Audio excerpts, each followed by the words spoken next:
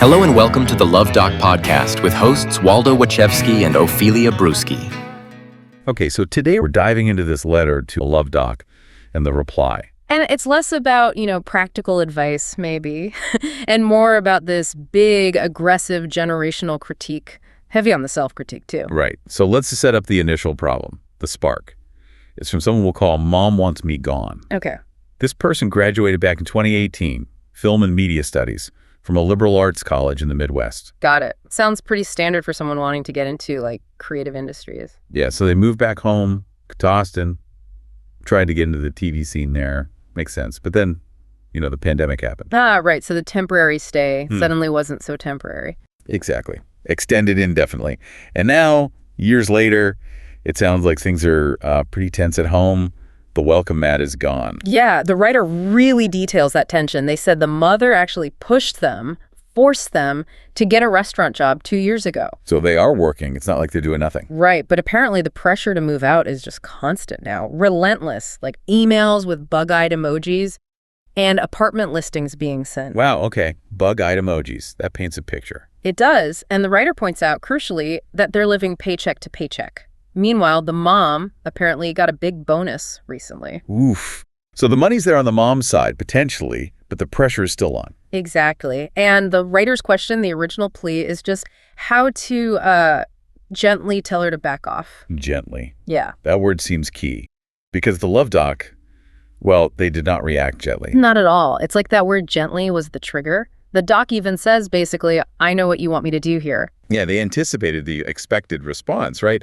Yeah. That classic Clint Eastwood, get off my lawn kind of fist-shaking thing. The insulting generalization about, quote, shiftless, entitled millennials, the doc names it directly. But then pivots immediately. Says, nope, not going to do that. But what they will do sounds almost worse. Yeah, they promise a pure Gen X assessment, characterized by, and this is their phrase, hubristic honesty and annoying candor. Hubristic honesty, annoying candor. So basically, I won't call you lazy, but I'm going to hit you with some truth that feels just as bad. Pretty much. And to set that tone, they go straight for the credentials. That line is brutal. Oh, yeah. I'm not intimidated by your bespoke Midwestern liberal arts college film and media studies degree. Just boom. It's so specific, bespoke, like dismissing the very thing the writer may see as their, intellectual shield or justification. Why start there, though? What's the function of that immediate put down? Well, it immediately shifts the power dynamic, doesn't it? It says, your fancy degree doesn't impress me, and it doesn't excuse you. Right. It preempts any argument about, how hard it is to break into the film industry or structural economic issues. Exactly. The doc is signaling this isn't going to be about external factors. This is about you and what you need to do, seen through my specific Gen X lens. Okay. So after dismissing the millennial writer's credentials, the doc then does this deep dive into Gen X itself. A massive self-assessment. Which is fascinating. It's like, before I judge you, let me judge us. And they apparently pull this self-image from a TikTok meme. Yeah, which shows a certain, maybe cynical awareness of how these generational myths get built and shared now. Yeah. Very meta. Totally. And the picture they paint of Gen X childhood is something else. Locked out of the house until dinner. Drinking warm, weird-tasting water from a garden hose. Yeah. Chasing pesticide trucks barefoot. DDT spraying trucks, no less. It's this image of benign neglect meets low-level poisoning as a childhood norm. Feral, almost. And surviving it is presented as kind of a badge of honor. Plus, enduring CTE-inducing concussions from extreme sports. And avoiding therapy unless court-ordered. It all builds to this core belief, supposedly, that Gen X just bootstrapped their way up. Pure grit. Pulled themselves up, ignored the trauma, got it done. That's the myth they build. But then, and this is the kicker, they immediately tear it down. They set up this whole narrative of the tough, cynical survivor. Only to say, actually, we're kind of idiots. Exactly. That's the twist. The doc says Gen X is maybe extremely annoying or extremely delusional, but lands on, we're unquestionably extremely stupid. Extremely stupid. With an X. That's not just gentle self-deprecation. That feels like a core indictment. It is. It's a deliberate rejection of any claim to generational superiority based on cynicism or perceived toughness. They're saying, we might think we're the cool, detached ones, but look at the evidence. Right, and they call out their own generation, the sleeve-tattooed, beer-bellied, die-hard Slipknot fans, is the quote, I think. Yeah, and the argument becomes, If Gen X prides itself on honesty, on calling it like we see it, that lack of bullshit, Then they have to apply that same standard to themselves. They have to own that shit, as the doc puts it. Holy crap! You're psychotically obsessed with the Luv Doc, but can't think of a flashy gauche way to share your obsession with the world? Stop thinking and make a beeline for the Luv Doc's home sweet home on the interwebs, thepleasurecraft.com, where you can find a veritable treasure trove of sick merch that will make even your coolest friends super gel. Honestly, I don't know why you didn't already think of this yourself, but you're welcome. Have fun on the Pleasure Craft. It was made just for you. Let me spell it out for you one more time. www.thepleasurecraft.com. you can't claim radical candor only when it's directed outwards. You got to turn it inwards, too. And if you do, the doc argues the conclusion is inescapable. Gen X isn't the smart ones. They're the stupid ones. Okay, so if you're going to make a claim that bold, extremely stupid, you need some pretty heavy evidence, right? What's the smoking gun here? This is where the piece gets really politically charged and potentially inflammatory. The doc needed something undeniable, in their view, to prove this knuckle-dragging, drool-dripping imbecility. And they land on Electing Donald Trump. Not once, but twice. right. And the doc emphasizes the twice part. Once would be like 1,000 times too many, but twice. That's the quote. It's a very deliberate choice of evidence, isn't it? Aimed right at the heart of that Gen X self-image of being too smart, too cynical to fall for, political showmanship. It's designed to be the ultimate counter-evidence to the idea that Gen X sees through the BS. Absolutely. The doc seems to argue, how could the supposedly most cynical generation make that choice twice? In their view, it's definitive proof of this stupid label. It's a real burn the boats kind of argument.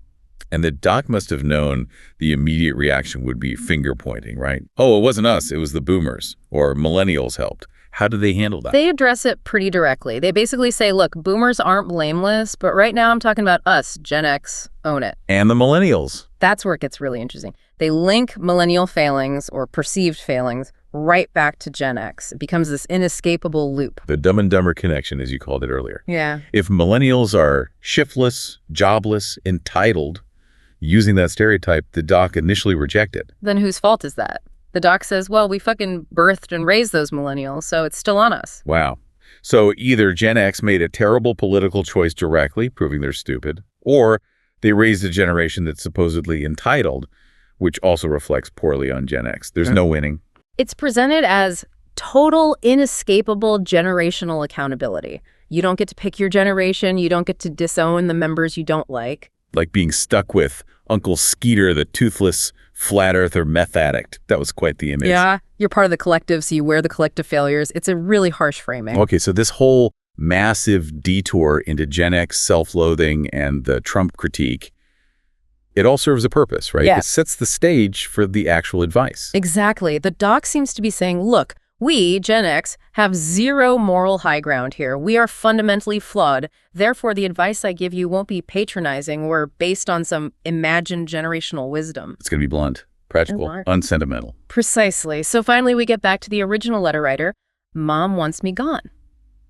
How do you gently tell her to back off? And the answer, filtered through this lens of extremely stupid honesty, is not gentle at all. Nope, forget gentle. The doc says, quote, dude, like the family in Amityville Horror, you need to get out. Get out. Full stop. No negotiation tactics, no mediation strategies. Just leave. The time for talking is over. And the doc emphasizes the timeline, right? The mom's been dropping these unsubtle move-out hints for 2 years. 2 years. Yeah, the doc basically says, you're way past the point of reasonably asking for more time or patience. Whining about hardship is, quote, unacceptable now. So no sympathy for the struggling artist trope at this point. The advice is purely action-oriented. Yeah. Find some disgusting roommates and rent a shitty apartment in a terrible part of town. Classic. It's that mandate for radical self-reliance, stripped of any romance. Embrace the suck, basically. And they tie it to the writer's actual job, the restaurant job. Saying, okay, you're a busboy or dishwasher. That's fine. But it doesn't pay for a room in a nice Austin house indefinitely. Right, unless you're already Taika Waititi, implying that, struggling artist cred only goes so far when you're living off your parents years after graduation. You can't use the service job as a reason to stay home and claim you're pursuing a film career that requires, well, not being home. It's pure Gen X logic, as presented by the doc. Stop waiting for perfect conditions. Stop waiting for permission. Just do the hard thing. Make the uncomfortable move. They even acknowledge the writer is totally nailing the millennial stereotype, but frame it not as a generational failing, but a situational one that needs immediate fixing. Yeah, it's less, you're a bad millennial, and more, your current situation is untenable regardless of generation, so fix it. What if there's one tiny concession to maybe politeness or just basic social grace? Ah, right. The very end. Before you leave, buy your mom some flowers and a thank you card. That's the gentle part, finally making an appearance. Acknowledge the support you had, even as you're being essentially kicked out. It's the closing of a chapter, a symbolic gesture. So connecting it all back, this deep dive really shows how the doc uses that intense self-critique of Gen X, calling them extremely stupid, focusing on the Trump elections as a foundation. Yeah, it's like by admitting their own generation's major flaws, they give themselves permission to be brutally honest with the younger generation. No high horse to preach from. It shifts the focus away from complaining about external factors or generational blame and puts it squarely on individual action. Radical self-reliance, like you said. The message becomes, life's hard, the system might be rigged, our generation screwed things up, whatever. Your mom still wants you out after 2 years of hints. Deal with it. So, the final thought for you, listening. What do we make of this? If that Gen X hallmark of calling it like we see it, that sincerity, leads to such a harsh self-assessment. Does that honesty somehow excuse the failures? Like, at least we admit we're stupid. Or does it just amplify them? Or maybe there's actual value in that kind of brutal, self-deprecating truth. Does admitting we are unquestionably extremely stupid paradoxically push people toward more effective practical action? It's definitely something to think about, especially next time you get an email with a bug-eyed emoji. To read the column that spawned this podcast, go to austinchronicle.com/columns/the Luv Doc. There are probably worse things to do with your time, right?